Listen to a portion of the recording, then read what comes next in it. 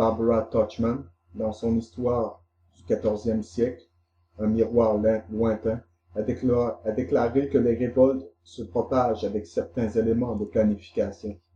Winston Churchill est allé encore plus loin.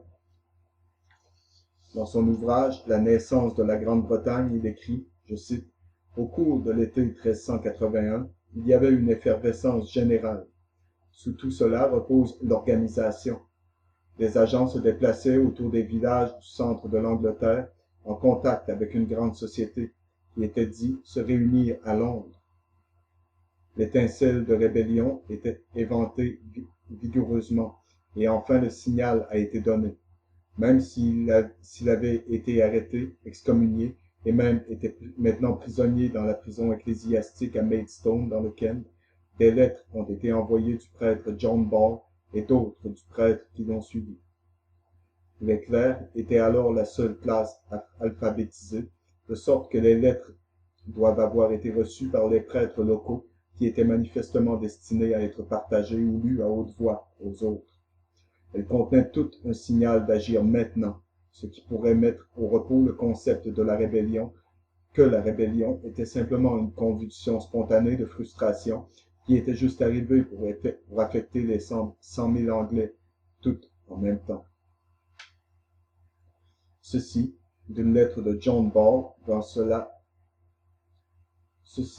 une lettre de John Ball. Dans cela, il dit, je cite, « John Ball vous accueille bien et vous fit comprendre qu'il a sonné votre cloche. Maintenant, droit et pouvoir, volonté et compétence. Maintenant, Dieu accélère, vous hâte, en tous délai, qui signifie idéal.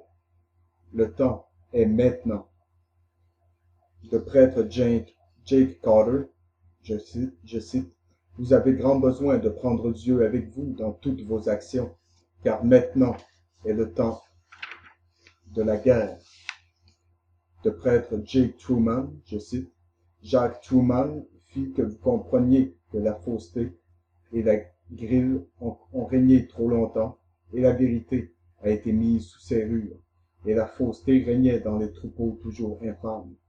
Dieu fait botte, car maintenant c'est le temps. » Fin de la citation. Maintenant, vous remarquez que dans chacune de ces citations, il y avait une phrase qui se démarque dans cette phrase, et cette phrase est « Le moment est venu ». Une lettre de John Ball, de Sainte Mary prêtre de Sainte Mary, mérite d'être citée dans son intégralité. Même avec l'orthographe anglaise médiévale, le sens sera clair. La luxure et la gourmandise étaient des points fréquents dans ces accusations de hauts dirigeants de l'Église. Je cite, « John Ball, prêtre de Sainte Mary, salue ainsi toutes sortes d'hommes et leur ordonne, au nom de la Trinité, Père, Fils et Saint-Esprit, de s'établir viril ensemble dans la vérité et secourir la vérité, et la vérité vous aidera. Maintenant, la fierté règne dans le prix, et la convoitise est tenue sage, et la luxure sans honte, et la gourmandise sans blâme. L'envie règne de trahison, et la paresse est prise en grande raison. Dieu fait botte, car le moment est venu. Amen. » Fin de la citation. Maintenant, les amis, si vous recherchez l'histoire de la Révolution française, vous entendrez que l'étincelle, le mot qui s'étendait à travers le pays comme une traînée de poudre qui a déclenché la rébellion en France était « Le moment est venu ». Littéralement la même phrase. Certains disent que dans la Révolution américaine, la même phrase a été entendue et nous trouvons mention de cela dans plusieurs textes, mais pas comme elle a été entendue dans la révolte des paysans en Angleterre et non pas comme elle a été entendue dans la Révolution française, mais elle a été entendue à nouveau dans les temps modernes. C'était le slogan électoral de la campagne Bush-Reagan et a été utilisé à nouveau dans la campagne de Bush. Le moment est venu. Maintenant est le temps.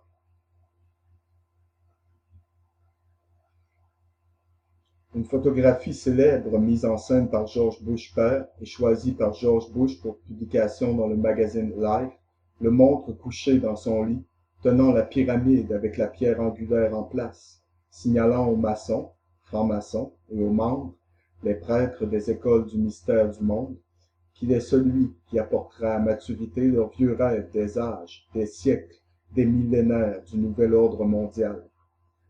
Dans ma recherche sur les Templiers, je les ai suivis tout droit à leur tombe, et sur certaines de leurs pierres tombales, cela montre le chevalier, penché en arrière, couché avec ses pieds reposant sur un chien, indiquant qu'il est le maître.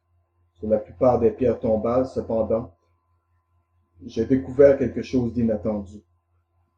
Le crâne et les os croisés. Maintenant, quand les Templiers ont été persécutés, la flotte, ils ont de vastes flottes, une marine entière, a disparu. Et personne, au moins personne dans le groupe d'historiens de l'établissement, prétend savoir où ils allèrent. Mais je les ai trouvés, les amis. Ils sont devenus les pirates et ont hissé leur symbole du Skull and Bones à la vergue. Ils sont devenus la grande flotte de pirates qui écumait les mers du monde et terrorisait les nations, les flottes et les navires marchands. Excusez-moi.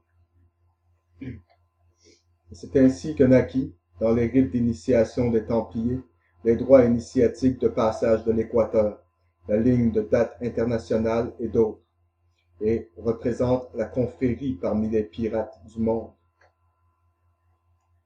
Même jusqu'à établir des ports qu'ils possédaient et exploitaient, et où ils pourraient toujours trouver la sécurité.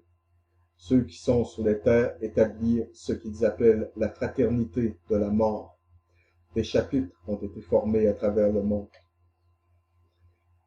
George Bush a été initié dans la crypte, ou ce qui est connu comme le tombeau à Yale dans la fraternité de la mort, également connu sous le nom Russell Trust, également connu sous le nom Skull and Bones.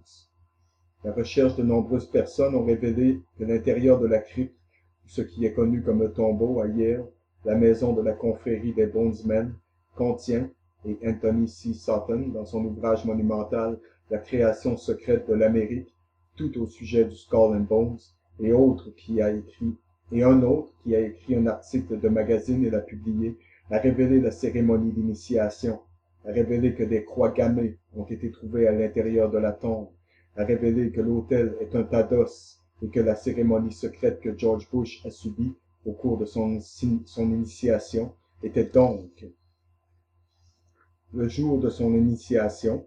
George Bush a été mené à travers un long couloir sombre dans une salle immense drapée de noir. Il pouvait voir à la lueur des lampes sépulcrales des cadavres dans leurs linceuls.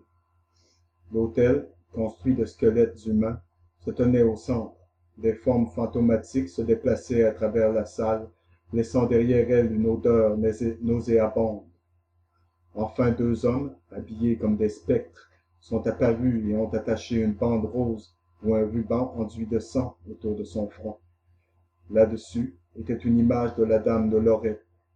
Un crucifix a été placé dans sa main et une amulette accrochée autour de son cou. Ses vêtements ont été enlevés et posés sur un bûcher, dans un foyer, tandis que sur son corps des croix étaient tachées de sang.